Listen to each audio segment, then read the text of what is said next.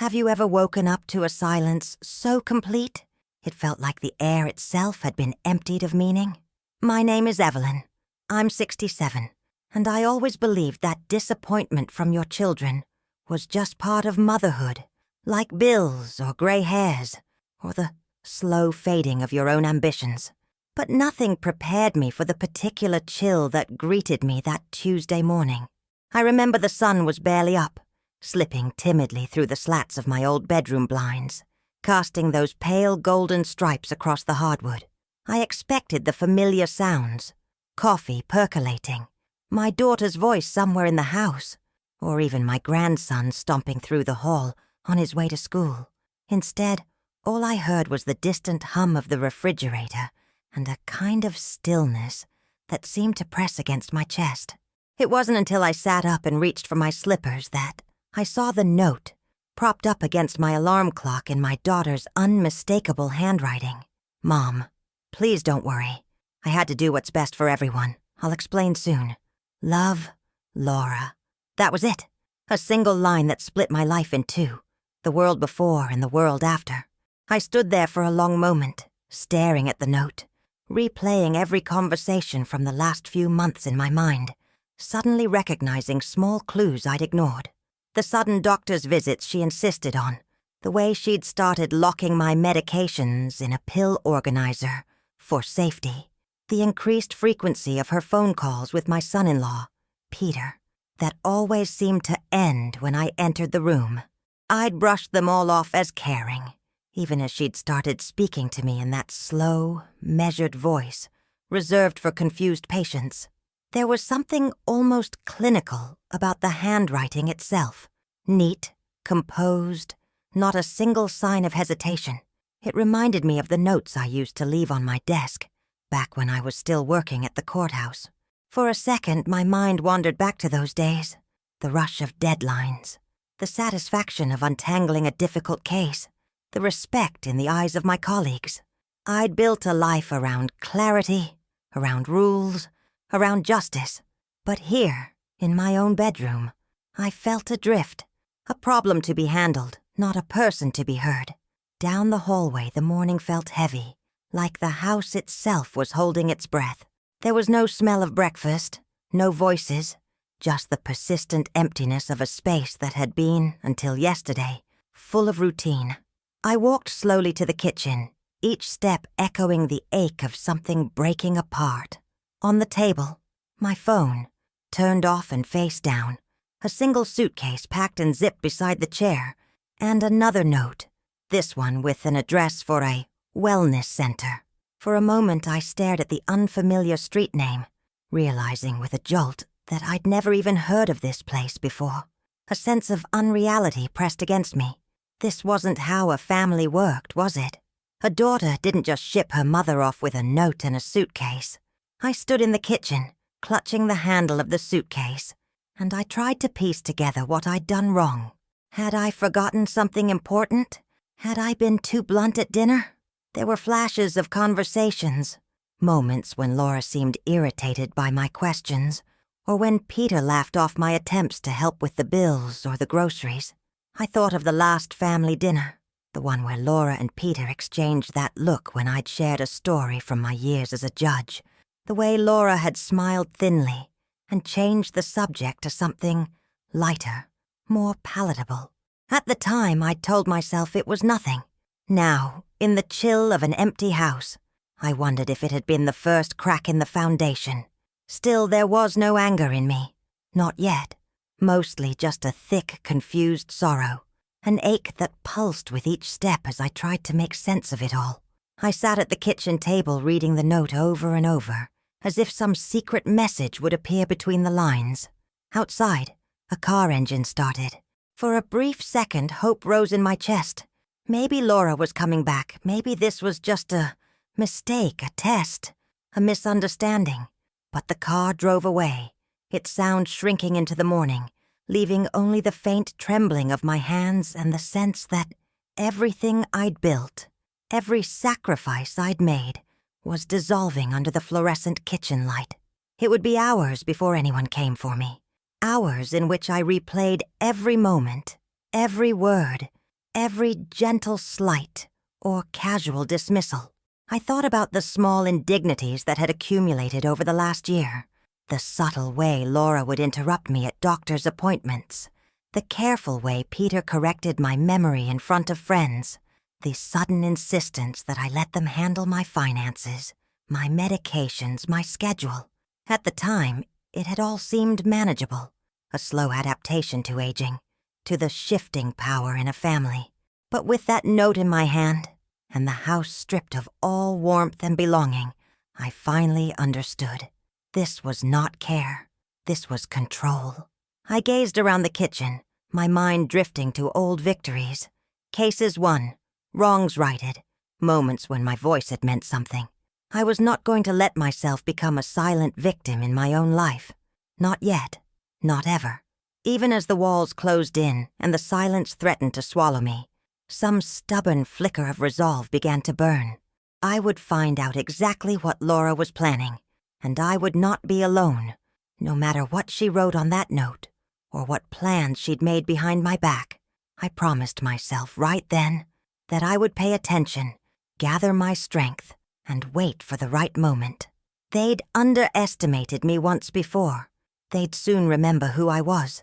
If there is one thing I learned in all my years on the bench, it's that betrayal never happens overnight. It creeps in through the cracks, small doubts left unchallenged, little lies told for the sake of peace, secrets dressed as concern. As I waited in the kitchen that morning, the suitcase at my feet, and the note heavy in my hand, the truth began to sharpen, memory after memory slotting together like pieces of a puzzle I'd been refusing to see. The first clues had seemed harmless. Laura insisting on managing my medical appointments. "It's just easier with my schedule, Mom. You're always so busy." Then showing up to sit beside me as the doctor checked my blood pressure and asked me to recite the date. Peter, hovering nearby, always ready with a gentle correction if I hesitated, a knowing smile that almost looked apologetic. I had dismissed these gestures as overprotectiveness. After all, isn't it natural for children to worry as their parents age? But looking back, the pattern was unmistakable, a gentle tightening of control, one strand at a time. A few months ago, I started noticing unfamiliar names among my healthcare providers. Doctors I hadn't chosen, specialists I'd never requested.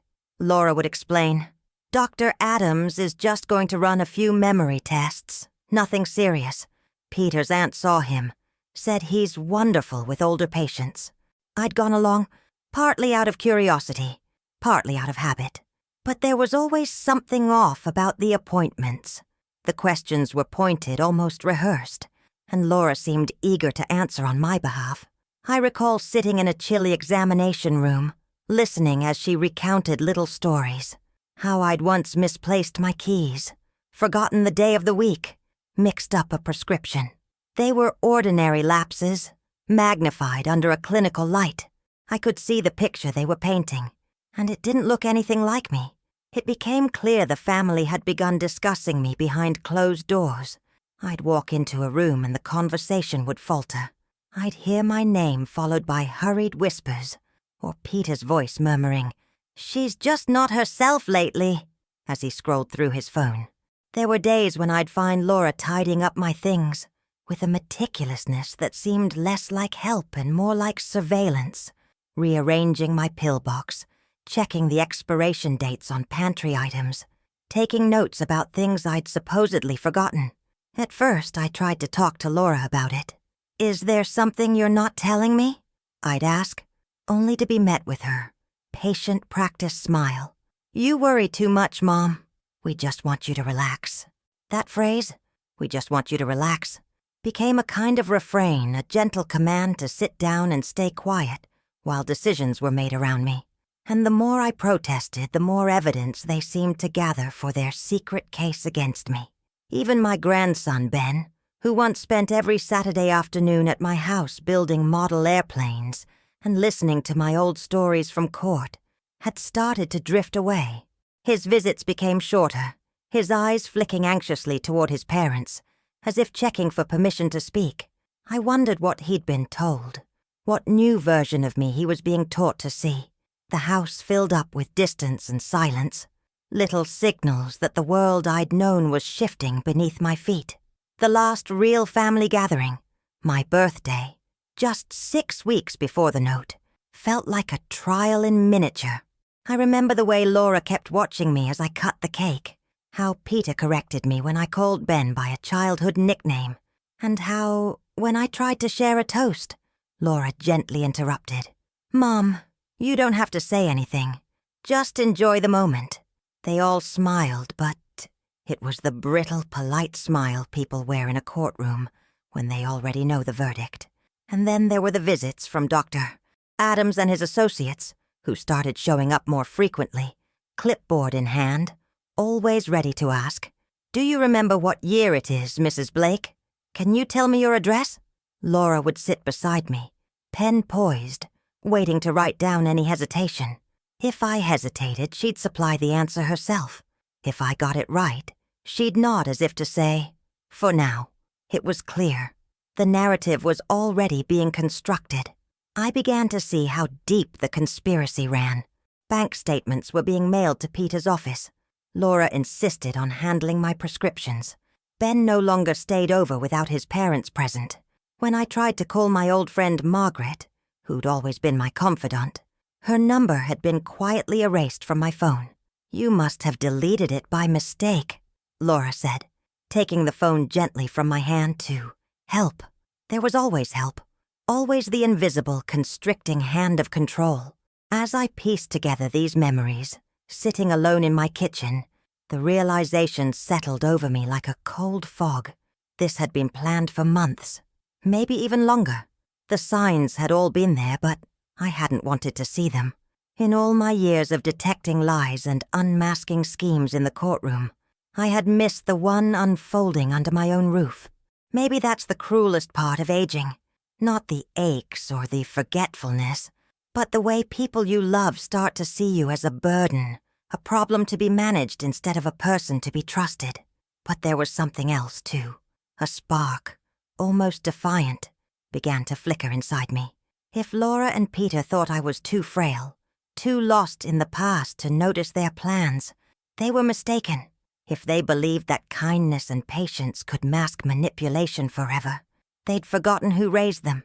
I promised myself then and there that I would watch closely, gather my own evidence, and wait for the moment to reveal the truth, just as I'd done so many times before, for so many others.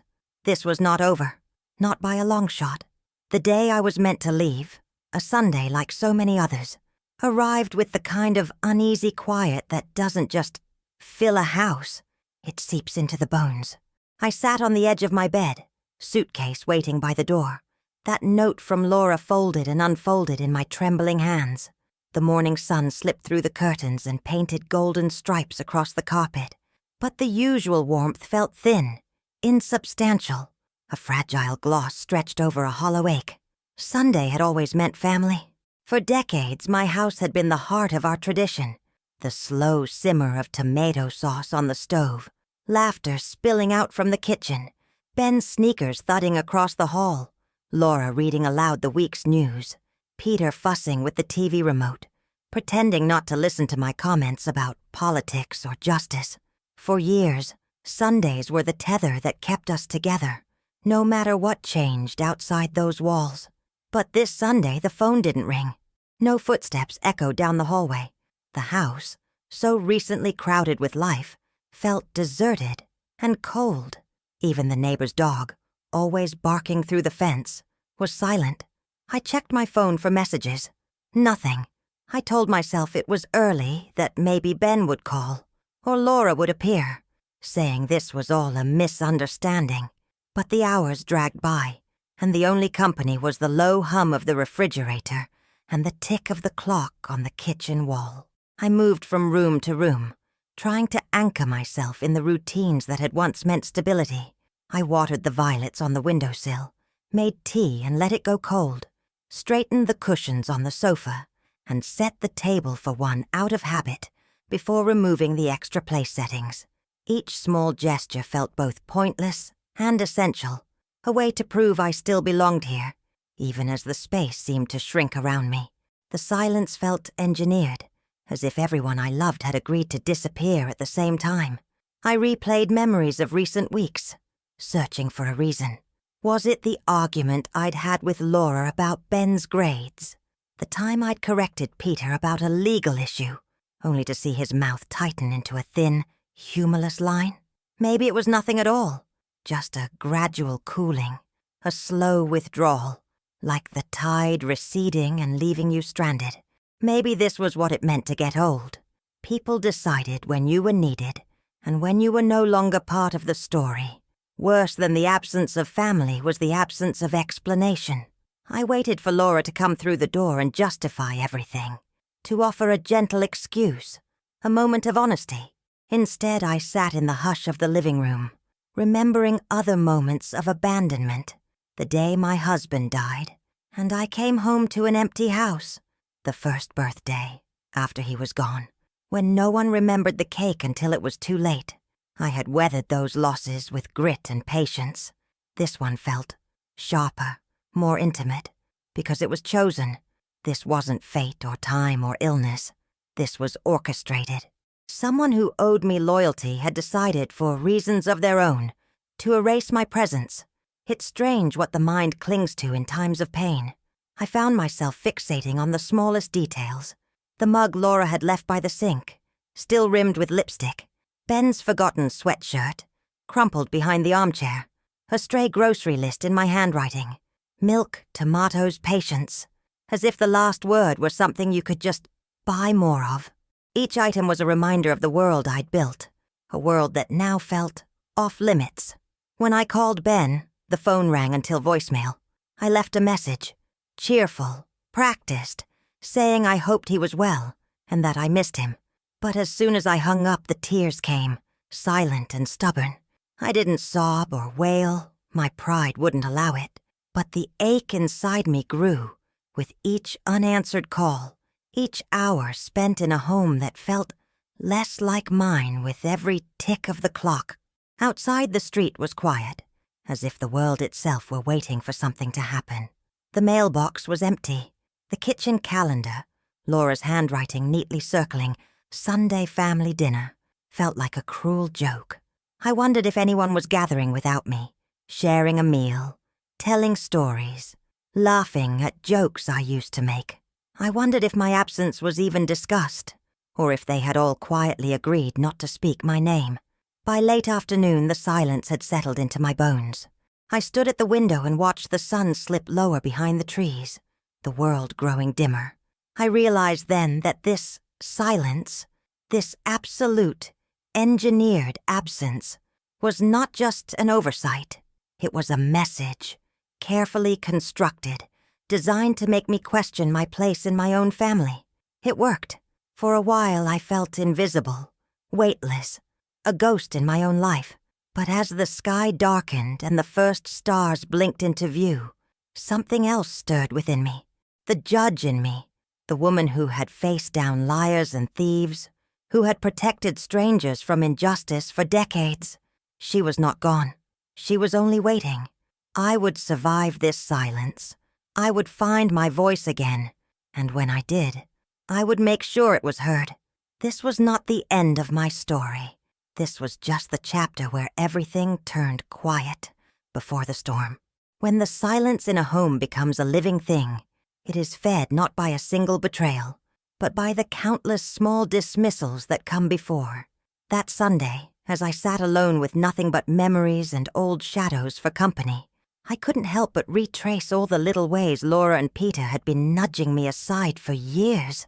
Some wounds are sharp and sudden, but most are slow, so gradual you hardly notice them until you're staring at your own reflection, wondering when you stopped recognizing yourself. It started long before the note, the suitcase, and the empty house. There were holiday dinners when Laura would assign me the simplest tasks, while she handled the complicated recipes. "You just make your apple pie, Mom. Everyone loves that," she'd say, with a smile too polite to be honest. When guests arrived, friends from Peter's office, Ben's teachers or neighbors whose names I barely knew, I was introduced as just my mom, Evelyn. She's retired. If I tried to tell a story from my years on the bench, there'd be a quick change of topic.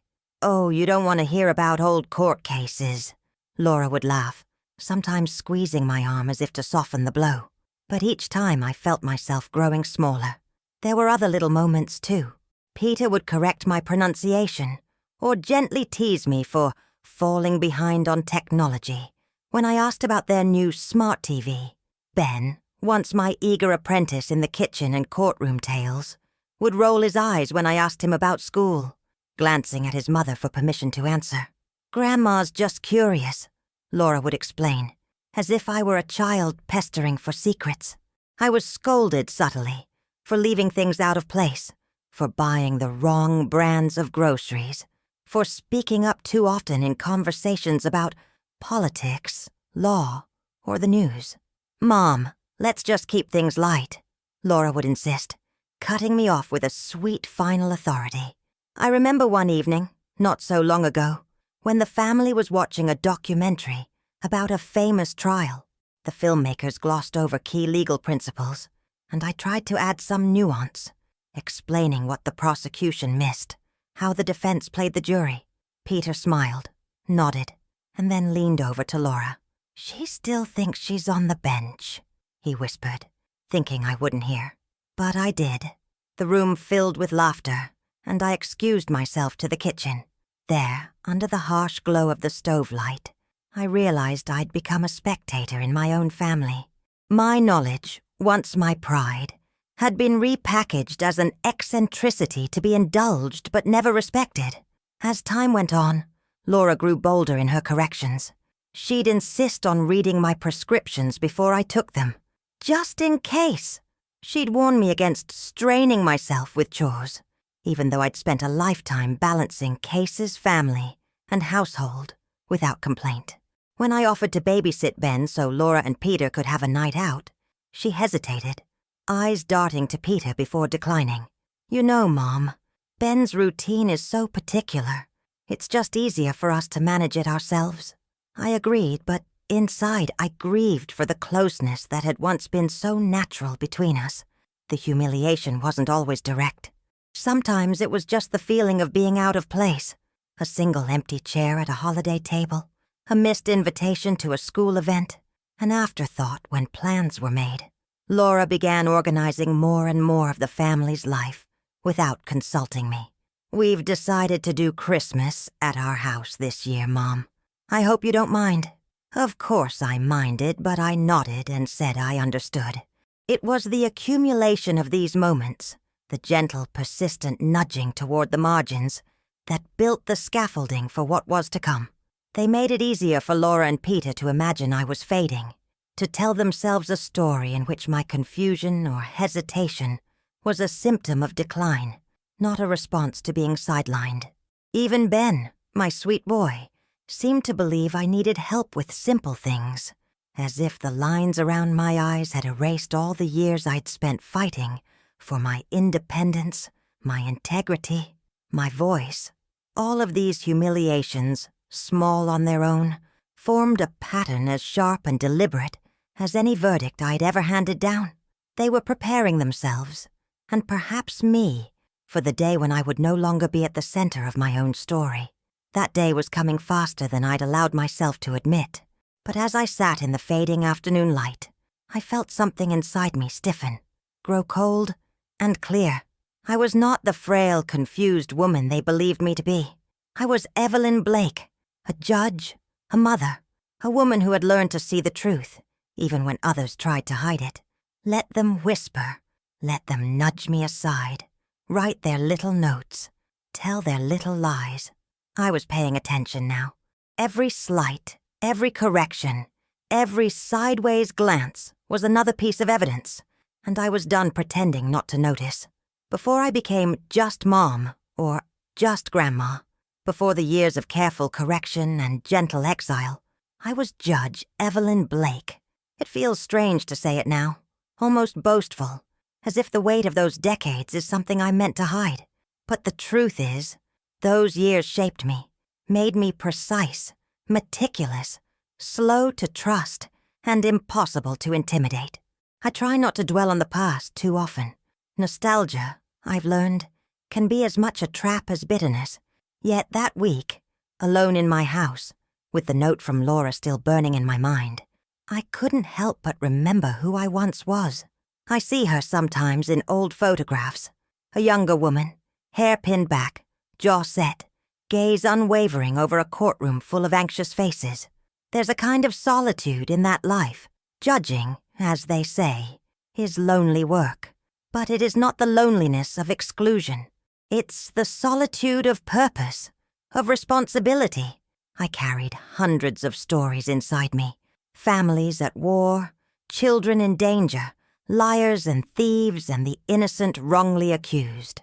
My job was to sift through the noise, see past the performances, and draw out the truth that others wanted to hide. I prided myself on it.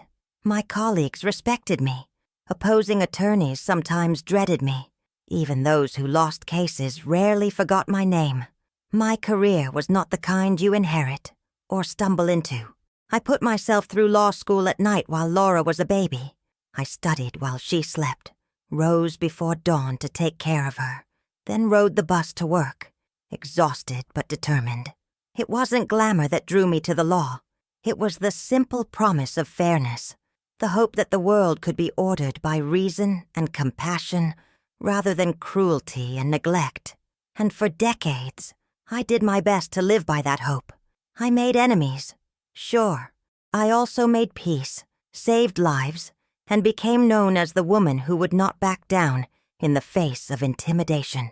Laura used to be proud of me. As a girl, she would sit in the gallery, wide-eyed, watching as I presided over hearings. She'd ask endless questions about the cases. What was the real truth? How did I know when someone was lying? Why didn't people always tell the whole story? I answered her with patience, never hiding how hard it was or how heavy the burden could become. "You're so brave, Mom," she used to say. "You always know what to do." I held on to those words, especially in the hard years after her father died, when I felt like the whole world was watching to see if I'd collapse under the weight. Somewhere along the way, Laura's pride turned to embarrassment. As she grew up and moved into circles where appearances mattered more than substance, my stories stopped being a point of interest and became a source of discomfort.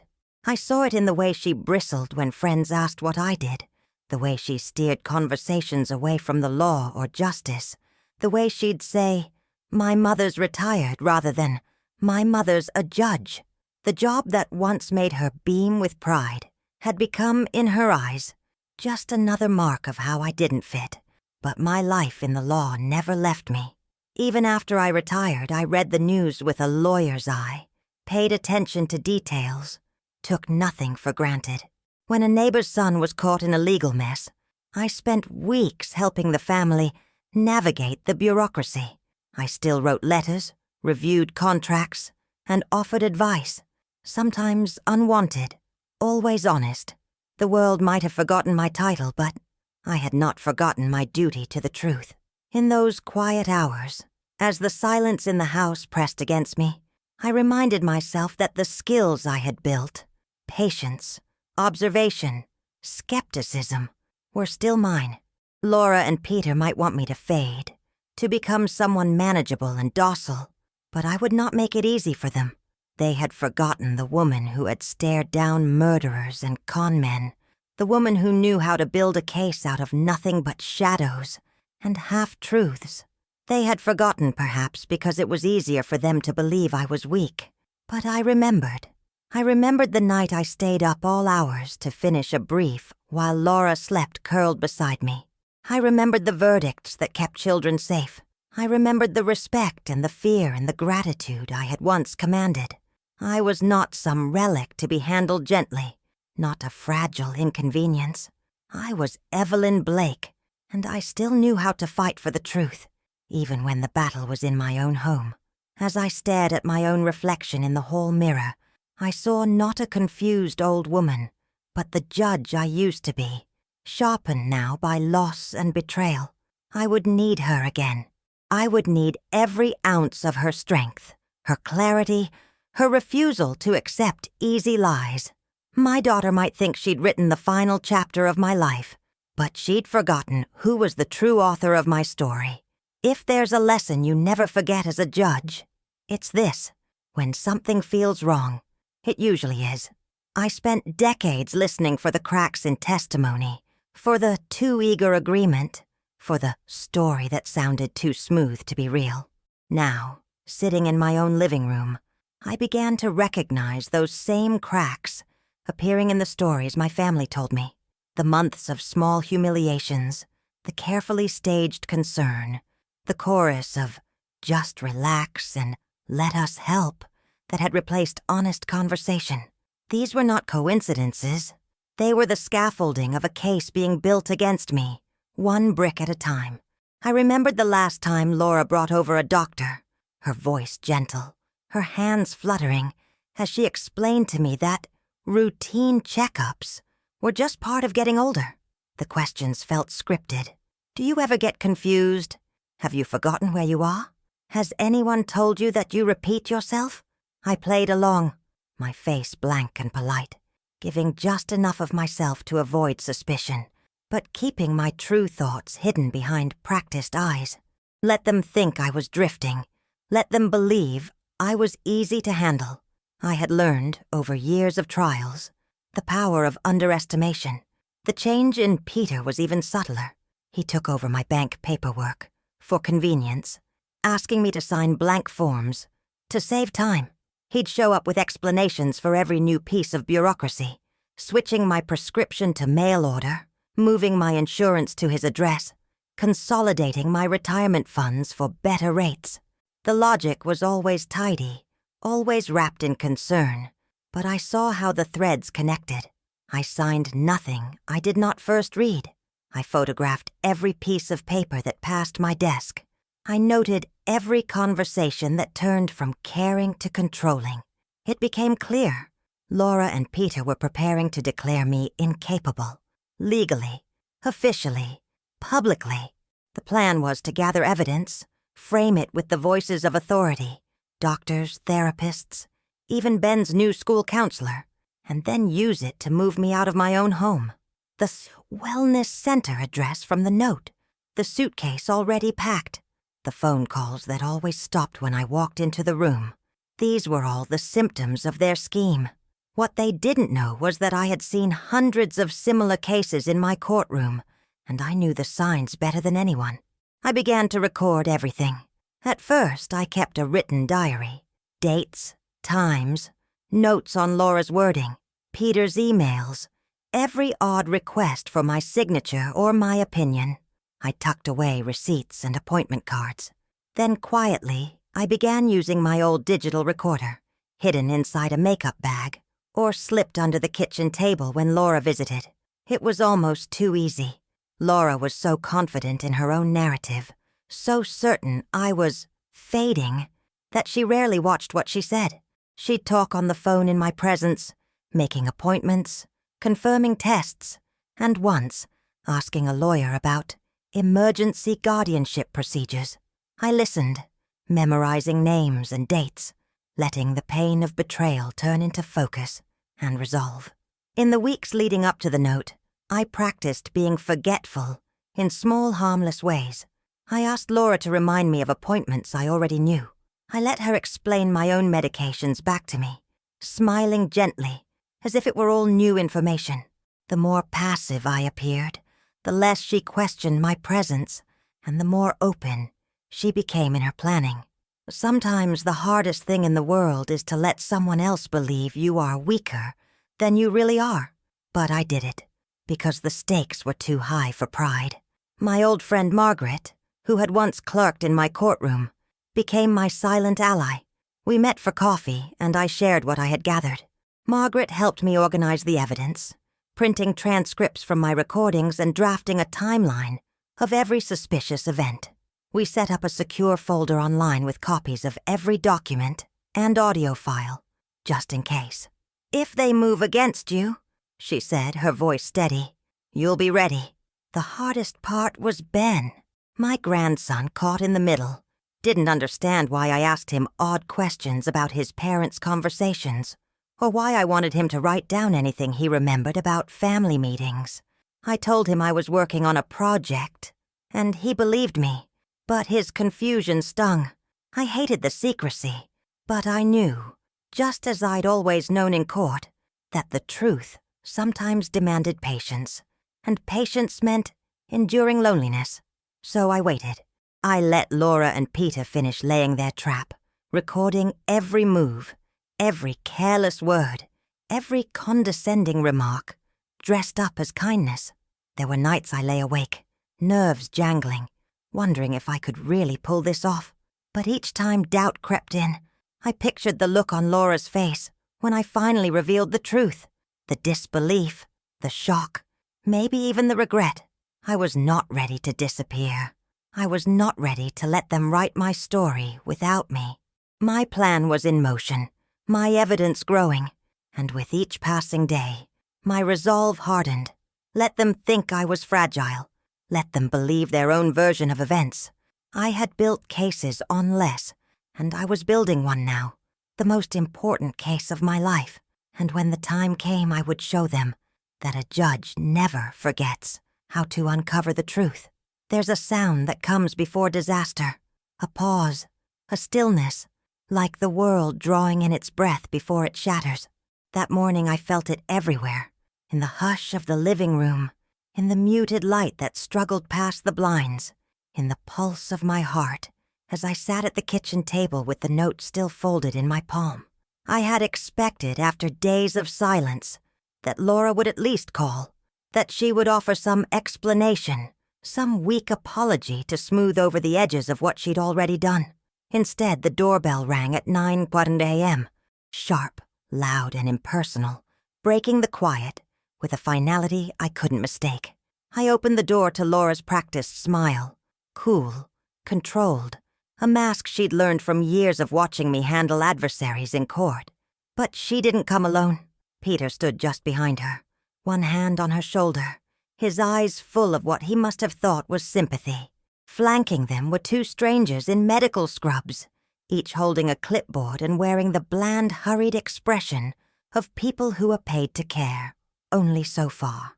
My mind flicked through every scenario I'd ever witnessed in a courtroom. Every family fractured by decisions made in the name of love. Every parent shuffled away for their own good. "Mom," Laura began, her voice soft and rehearsed. "These are from the wellness center. They just want to do a quick evaluation. Make sure you're safe and comfortable, that's all." Peter's tone was gentle, almost apologetic. "It's for the best, Evelyn. You know how much we worry." I wanted to laugh at the absurdity, at the way they'd convinced themselves of their own benevolence, but the laugh caught in my throat. I looked from Laura's determined face to Peter's feigned concern, and then to the two professionals, clipboard, forms, procedure. They walked me through a checklist, simple questions at first about the date, the president, my medications. I answered each one with care, refusing to show a flicker of anger or fear. I'd seen this before, a performance, not just for their benefit, but for mine. The more agreeable and subdued I became, the more certain they seemed that their plan was both justified and necessary. Laura busied herself around the house, packing the last of my belongings, checking my medications, gathering papers she claimed I would need later. Peter kept a steady hand on my shoulder, guiding me from room to room, as if I were a guest and not the owner of my own home. The humiliation was acute and deliberate.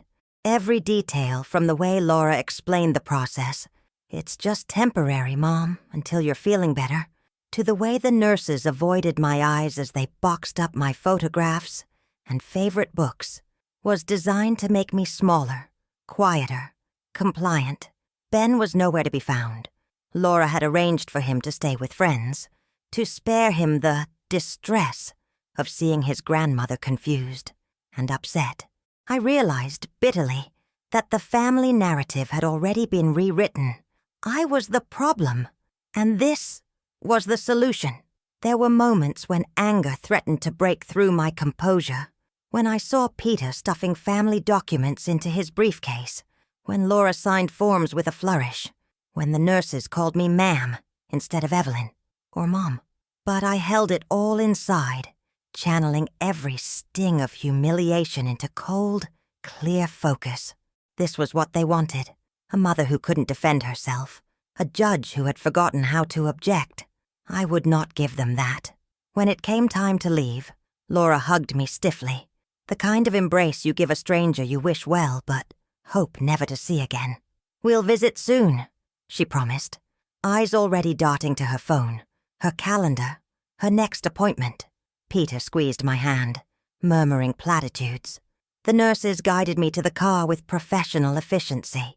My house, my fortress, my last safe place, shrunk behind me as the car pulled away, the driveway already beginning to feel like someone else's.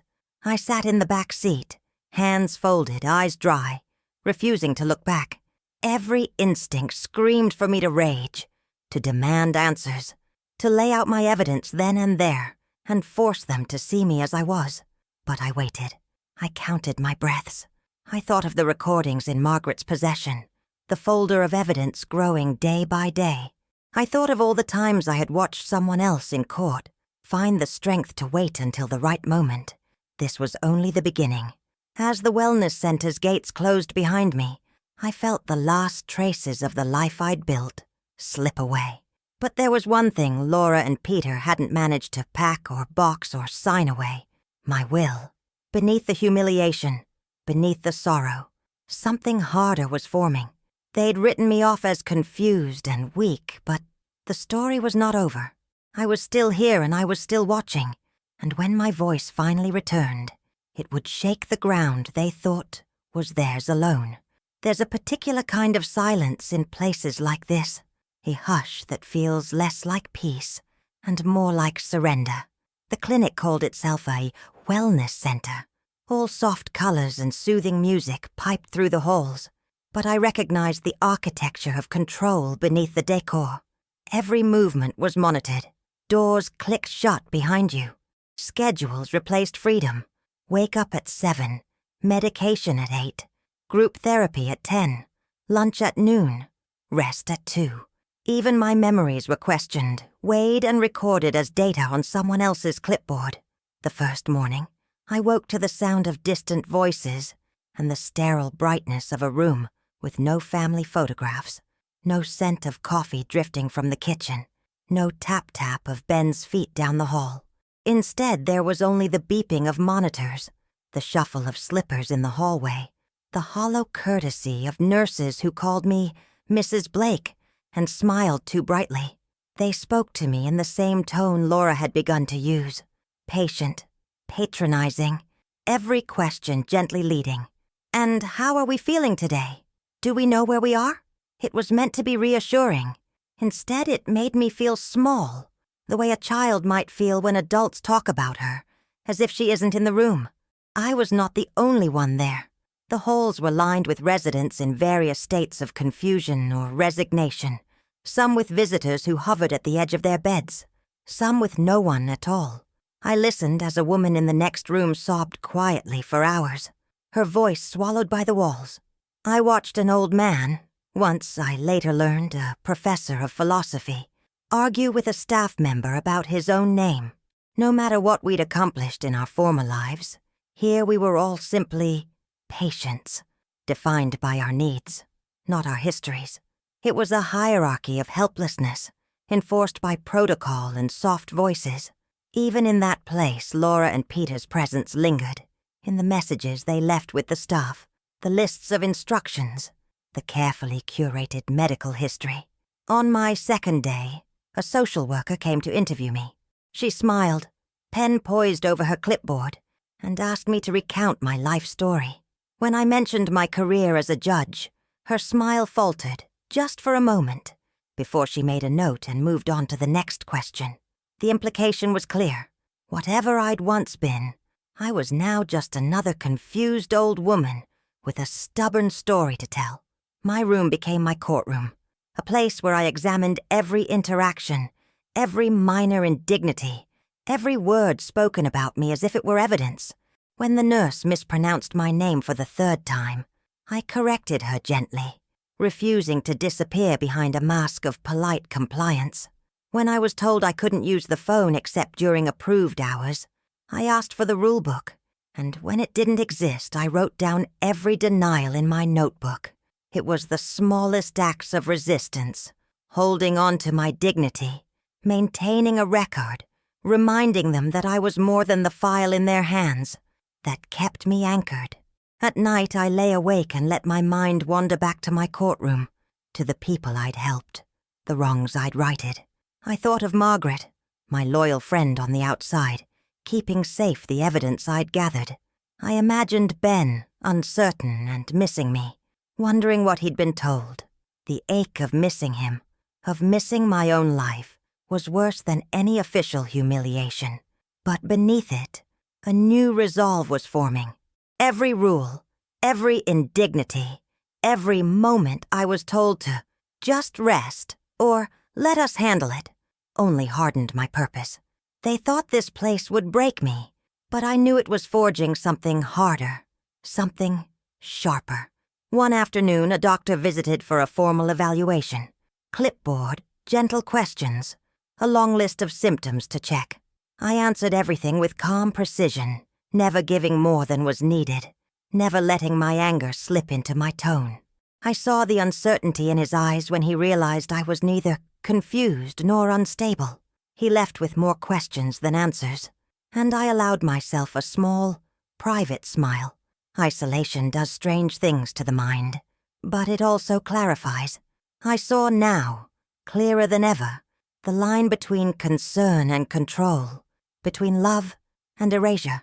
Laura and Peter wanted a version of me that was easy to manage, easy to ignore. But the truth was, I had never been easy, never in court, never as a mother, never as a woman. I was not going to let them rewrite my story with a single signature and a locked door. So I waited. I watched. I wrote everything down. And with every passing day in that place, my case grew stronger, my resolve more certain. This was not my ending. This was the waiting room before the verdict, the deep breath before the judgment. They had taken my home, my routine, even my family, at least for now. But they had not taken my mind, or my will.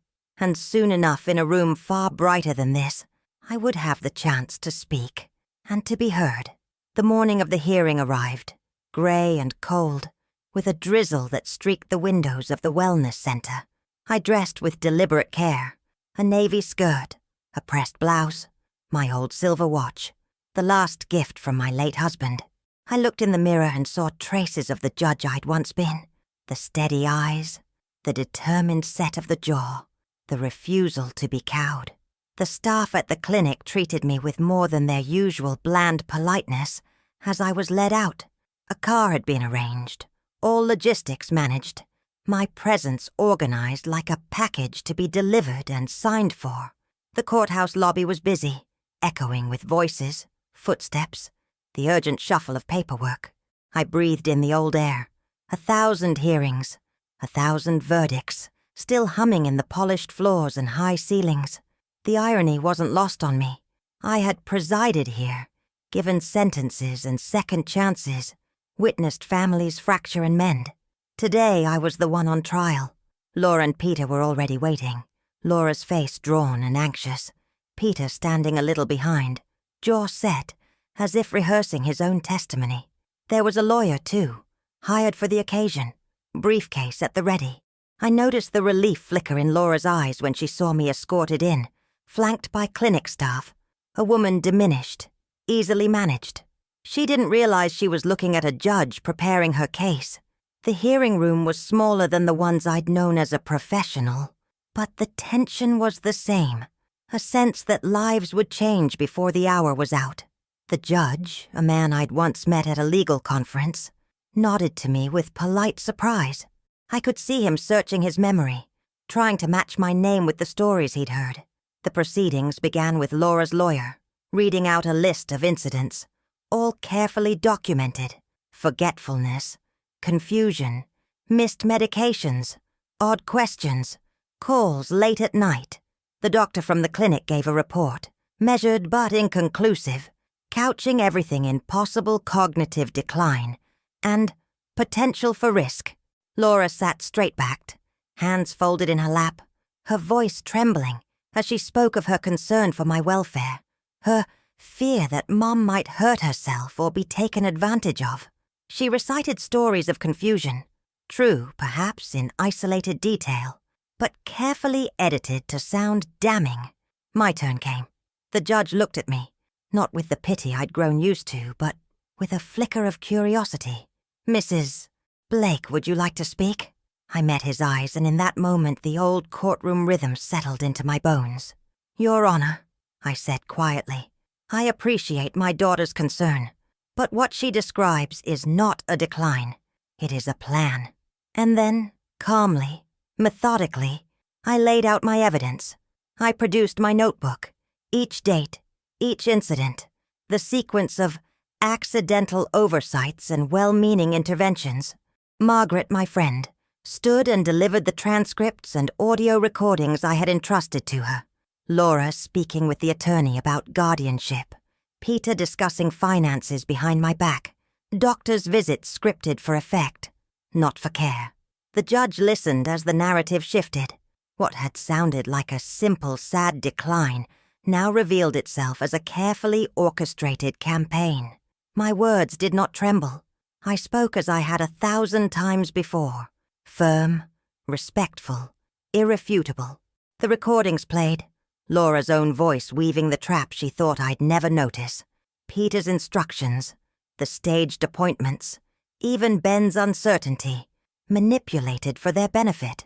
Every humiliation, every small exclusion, every so-called accident presented now as evidence, not misfortune. The room changed. Laura's composure faltered. She began to cry, quietly at first. Then with sharp, shuddering breaths she could not contain. Peter's face went slack. The lawyer shuffled his papers, unsure how to salvage the case. The judge, once cautious, grew attentive, asking for details, for documentation, for corroboration. With each answer, the story they'd built crumbled a little more. "I am not lost," I said, my voice clear. "And I am not confused. I know exactly what's happened. I have not been protected. I have been erased." The words hung in the air, undeniable, sharp as any verdict.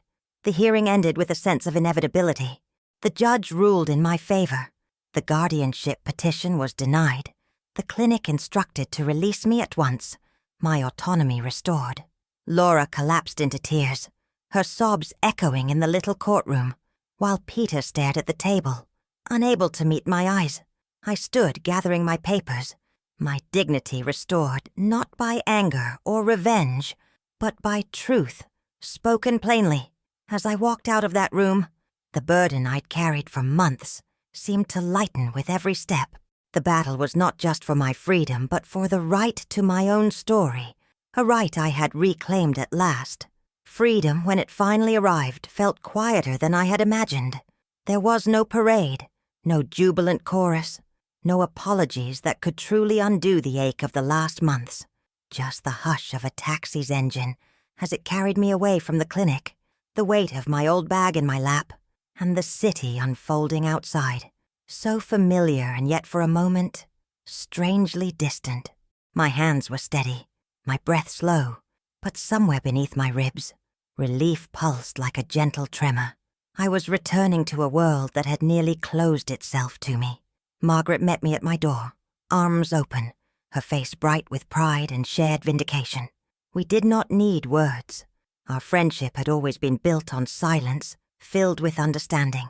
Inside, the house felt both smaller and more precious.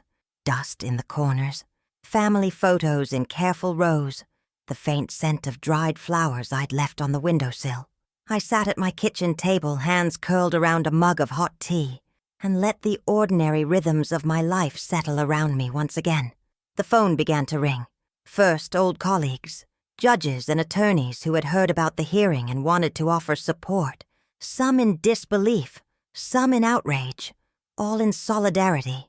Neighbors dropped by with casseroles, with shy apologies for not knowing, and quiet nods that spoke of their own unspoken fears about aging and family.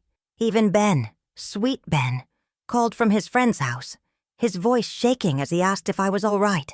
I told him the truth gently, and asked only that he remember this, that love sometimes gets lost in fear, and that courage is often just another word for not letting others write your ending. Of Laura and Peter I heard nothing for weeks. Laura's lawyer sent a brief unsigned letter of apology, full of careful language and devoid of remorse. Peter did not reach out at all. Their absence, for a time, ached like a bruise, but it also brought a quiet clarity. I could not control whether they faced what they had done, or whether they would ever look me in the eye again. What I could control was the story I told myself, and the story I would now live. The house slowly came back to life.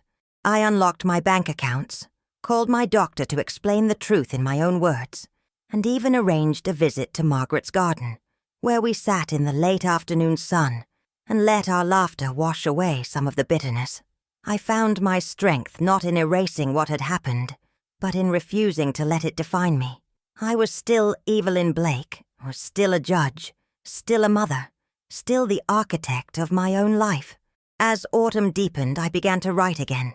Letters to old friends, notes to Ben, small reflections tucked into the margins of my notebook.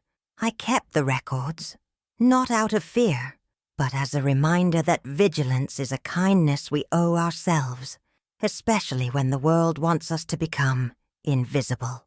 The loneliness had not vanished, but it had changed shape. It was no longer the emptiness of exclusion, but the solitude of someone who had chosen her own company. There is a particular dignity in survival, a grace in having spoken the truth and been heard, even if only by a few. I did not win back my family, not as they once were, but I reclaimed something deeper, my sense of worth, my place in the world, my right to be more than someone else's burden or project.